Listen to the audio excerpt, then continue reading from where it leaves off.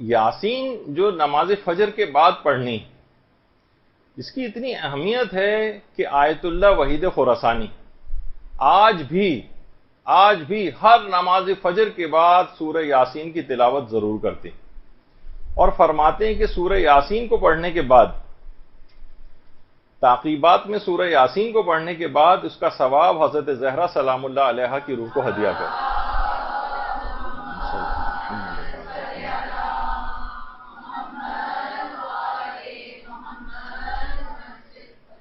اور وہ مرد ہو یا عورت، لڑکا ہو یا لڑکی، جو کہ غیر شادی شدہ ہیں اور ابھی تک شادی نہیں ہوئی ہے، اس سلسلے میں بھی علماء فرماتے ہیں، آیت اللہ عبد الکریم کشمیری فرماتے تھے کہ اگر سورہ یاسین کو پڑھ کر امام تقی جواد کی خدمت میں ہدیہ کریں تو فرماتے ہیں میں نے لوگوں کی تمام خواہشات کو پورا ہوتے دیکھا ہے، جس کے اندر ایک شادی کی خواہش ہوئی۔ تو بہتر یہ ہے کہ اس سورہ کو پڑھنے کے بعد آیت اللہ وحید خراسانی حضرت زہرا کو ہدیہ کرنے کو کہتے ہیں، عبد الکریم کشمیری امام جواد کو ہدیہ کرنے کو کہتے ہیں، تو ایک سورہ پڑھنے کے بعد سورہ یاسین ان دونوں معصوم ہستیوں کو ہدیہ کر دیا جائے تو انشاءاللہ تمام ثواب اور فائدے حاصل ہو جائیں گے سورہ یاسین۔ اور سورہ یاسین کا ایک بہت زیادہ فائدہ یہ ہے کہ جس کی بنا پر بچوں کو، ماؤں کو چاہیے، باپ کو چاہیے کہ اپنے بچوں کو کم سے کم ایک ہفتے میں ایک مرتبہ سورہ یاسین ضرور پڑھائیں، کیونکہ سورہ یاسین ذہن کو اور حافظے کو بڑھانے کے لیے بہت ہی زیادہ مجرب، بہت زیادہ اثر پذیری رکھتی۔ تو طالب علم بچے جو ہیں، نوجوان، وہ بھی ہر ہفتے کم سے کم ایک، روزانہ پڑھیں تو کیا ہی کہنا،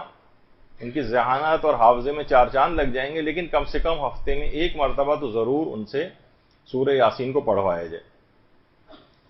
اور علامہ مجلسی نے ایک اور سورہ یاسین کے حوالے سے یہ بات لکھی ہے کہ اگر نماز عشاء کے بعد سونے سے پہلے 30 مرتبہ سورہ یاسین کی جو آیت نمبر 42 ہے، وَخَلَقْنَا لَهُم مِّن مِّثْلِهِ مَا يَرْكَبُونَ، اگر 30 مرتبہ سونے سے پہلے اس کو پڑھ لیا جائے آیت نمبر 42 کو، تو علامہ مجلسی فرماتے ہیں کہ اس کو خواب میں پیغمبر اسلام کی زیارت نصیب ہو جائے۔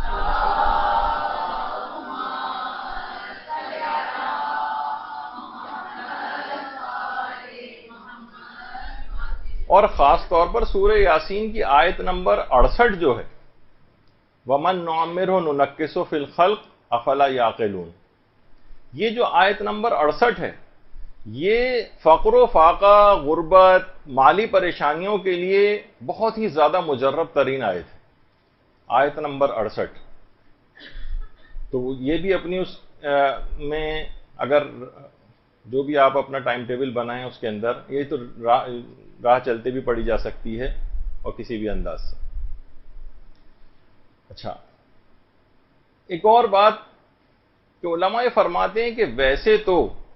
قرآن کی ہر آیت پر ایک فرشتہ موکل ہوتا ہے، ہر آیت کے لیے ایک الگ فرشتہ ہے جو اس آیت کے ساتھ ہوتا ہے، اس آیت کی جو اثر پذیری ہے اس کے اوپر عمل درآمد کرواتا ہے۔ قرآن کی ہر آیت کے لیے ایک فرشتہ موکل ہے، لیکن علماء فرماتے ہیں سورہ یاسین کی ہر آیت پر 10 فرشتے موکل کیے ہیں پروردگار، 10 فرشتے۔ اور جس وقت آپ خاص طور پر تعقیبات میں یا نماز فجر کے بعد سورہ یاسین پڑھیں گے،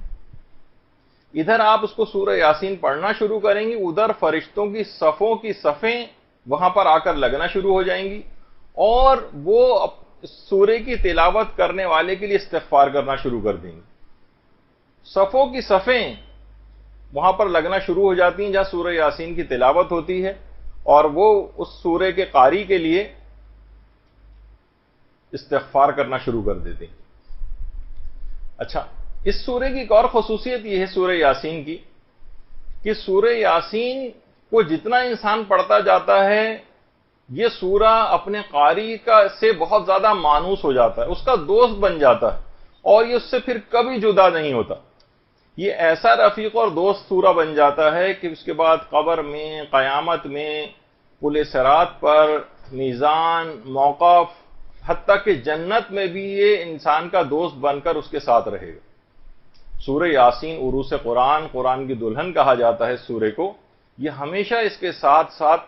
اب جو یہ پڑھنا شروع ہو جائے گا اور اس پہ مداومت کرنے لگے گا، اب یہ سورہ اس کا کبھی ساتھ نہیں چھوڑے گا، یہاں تک کہ جنت میں بھی اس کے ساتھ ساتھ جائے گا. تو یہ اس سورہ کی بڑی خصوصیت ہے. اور اس کے قاری کو پتہ بھی نہیں ہوتا کہ فقط ایک مرتبہ سورہ یاسین کو پڑھنے سے 10 ختم قرآن کا ثواب بھی اس کے نامہ اعمال میں لکھا جاتا ہے. اللہم صلی علی محمد.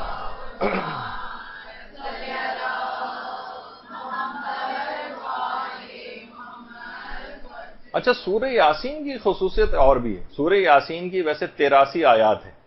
یعنی اگر بسم اللہ کو آپ نکال دیں اور ملا لیں تو 84 بن جائیں گی.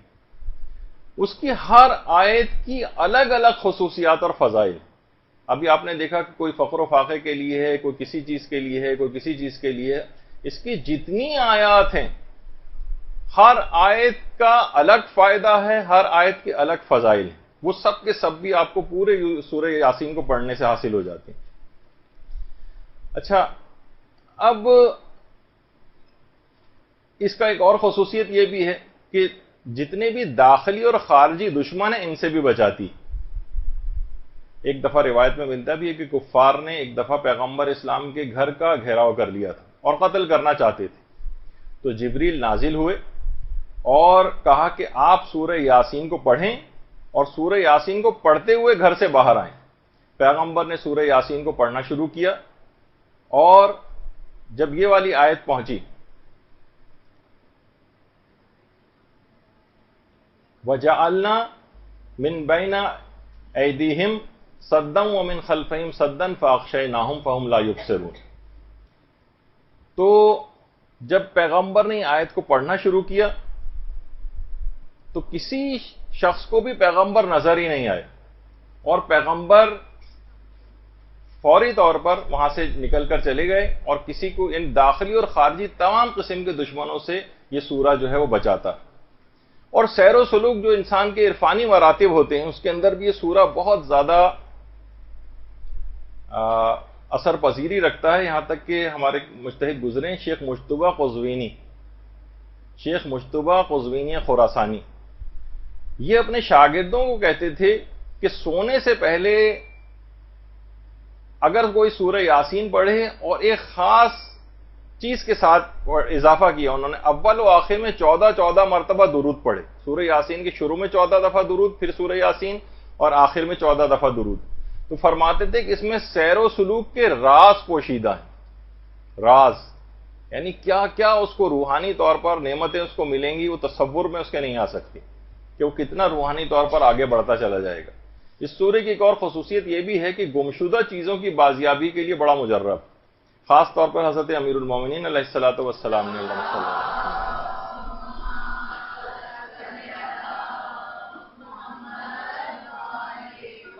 انہوں نے باقاعدہ گمشدہ چیزوں کی بازیابی کے لیے ایک 2 رکعت نماز بھی بتائی ہے اور اس میں ہر رکعت میں الحمد کے بعد سورہ یاسین، اور نماز کے بعد ایک دعا پڑھی جاتی ہے یا ہادی الضالۃ رد علی ضالتی، اے گمشدہ چیزوں کی طرف رہنمائی کرنے والے میری گمشدہ چیز واپس لوٹا دے. اور جیسے ہی وہ اس نماز کو ختم کرے گا بہت ہی جلد اس گمشدہ چیز کی واپسی کے امکانات ہو جائیں گے. اکثر یہ بھی ہوتا ہے کہ خدا نخواستہ بچے گم جاتے ہیں، گھر والے گم جاتے ہیں، کسی جگہ ایسا کوئی چیز ہو جائے تو چیزوں کے ساتھ ساتھ انسانوں کی بازیابی بھی اس سے ممکن ہوتی. تو یہ اس لحاظ سے بہت اہم سورہ ہے. اور جسمانی بیماریوں کے اعتبار سے بھی کہا جاتا ہے کہ خاص طور پر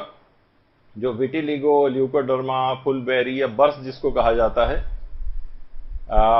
اس کے متعلق چھٹے امام فرماتے ہیں کہ اگر شہد سے سورہ یاسین کو لکھے اور دھو کر اس کا پانی پیے تو اس مرض سے شفا یابی نصیب ہو جاتی.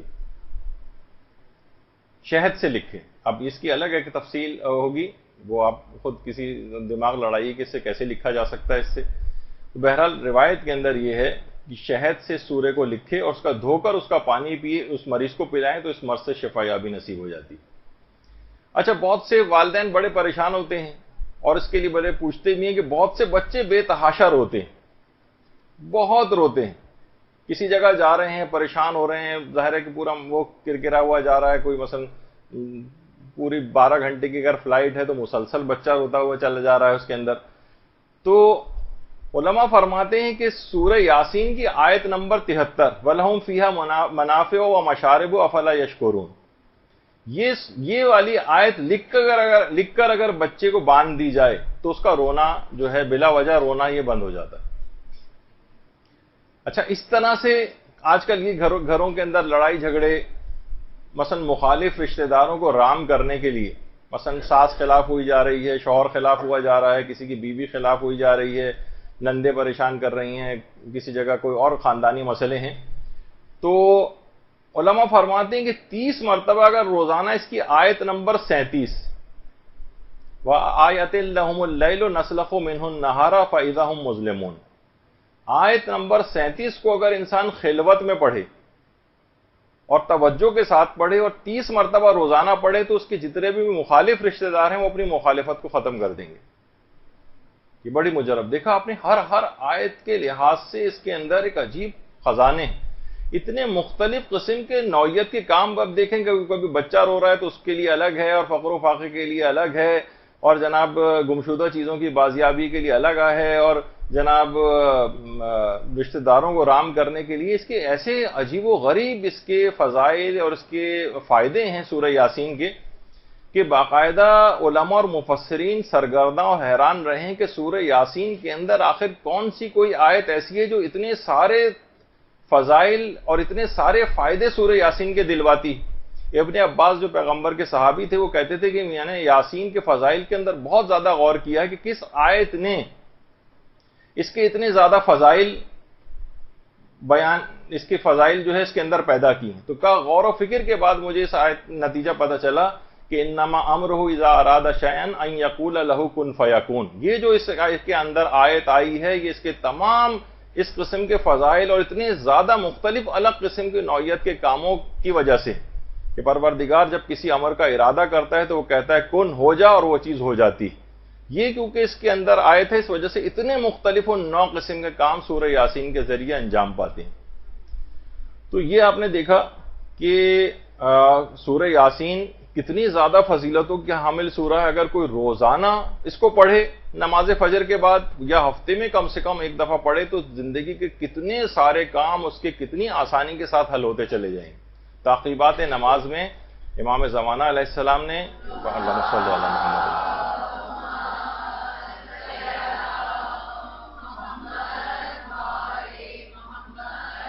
نے جو یہ سورہ بتایا ہے آغا مرشی کو اور ہماری تعلیم کے لیے بھی ہو گیا ہے، تو اس کو کتنا زیادہ اپنے تعقیبات میں رکھنا چاہیے. رحمتک یا ارحم الراحمین